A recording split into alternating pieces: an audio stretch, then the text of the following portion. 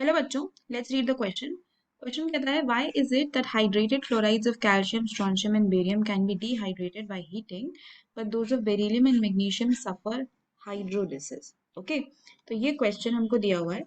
अब अगर इस क्वेश्चन में हम बात करें की कॉन्सेप्ट की, तो की कॉन्सेप्ट हमारा यहाँ पे क्या हो जाएगा कि सपोज कैल्शियम का क्लोराइड है CaCl2, या स्ट्रोंशियम क्लोराइड है या बेरियम क्लोराइड है, इनका होता है डिहाइड्रेशन। अगर इनके हाइड्रेटेड सॉल्ट्स हम लें, हाइड्रेटेड क्लोराइड्स लें, तो ये डिहाइड्रेशन करते हैं। और अगर हम बात करें MgCl2 और BeCl2 की, मतलब अगर इनके हाइड्रेटेड सॉल्ट्स हम लेते हैं तो उनमें हाइड्रोलिसिस हो जाता है। तो ऐसा क्यों होता है, यही चीज हम यहाँ पे डिस्कस करने वाले हैं। अब ये सारे किसको बिलोंग करते हैं? सेकेंड ग्रुप को, beryllium, magnesium, calcium, strontium, barium, right. ये ग्रुप 2 है। जैसे जैसे हम नीचे जाते हैं आपका एटॉमिक साइज बढ़ता जाता है ना, एटॉमिक साइज बढ़ता जाता है।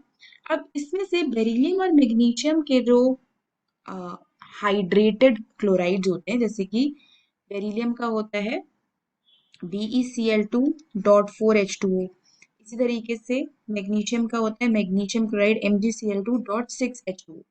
जब इनको हीट किया जाता है, ये तो ये डिहाइड्रेट नहीं होते। डिहाइड्रेशन का मतलब क्या होता है कि इसमें से पानी निकल गया। और हाइड्रोलिसिस का मतलब क्या होता है? एक जनरल मतलब हाइड्रोलिसिस का बताएं तो वाटर मॉलिक्यूल्स उसके आसपास अकोमोडेट हो गए। तो जब इनको हीट करोगे तो वाटर अलग से नहीं निकलेगा, ऑक्साइड बन जाएगा, साथ में एक HCl भी निकलेगा एज अ बाय प्रोडक्ट। ठीक है, तो MgCl2.6H2O को जब हम हीट करते हैं तो आपके पास MgO मिल रहा है, HCl मिल रहा है और साथ में वाटर मिल रहा है, राइट।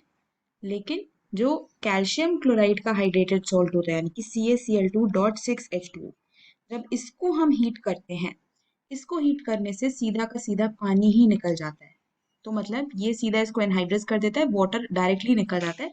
उसी प्रोसेस को, वाटर को निकालने का जो प्रोसेस होता है, दैट इज कॉल्ड डिहाइड्रेशन। लेकिन MgCl2 के केस में ऐसा नहीं हुआ। यहाँ पे HCl भी बना, मैग्नीशियम ऑक्साइड भी बना, देन अलोंग विद वाटर ये सब प्रोडक्ट्स भी बने हैं। तो बेरिलियम और मैग्नीशियम दोनों के हाइड्रेटेड क्लोराइड्स के केस में ऐसा ही होता है, क्योंकि इनकी क्या होती है, स्ट्रॉन्ग एफिनिटी फॉर हाइड्रोलिसिस होती है।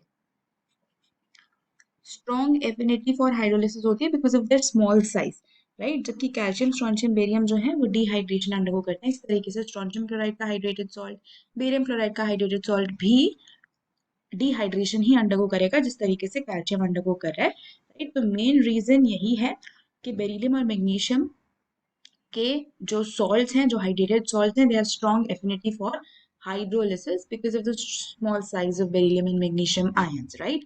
तो यही इस क्वेश्चन का आंसर है। Hope you understood it well. Best of luck.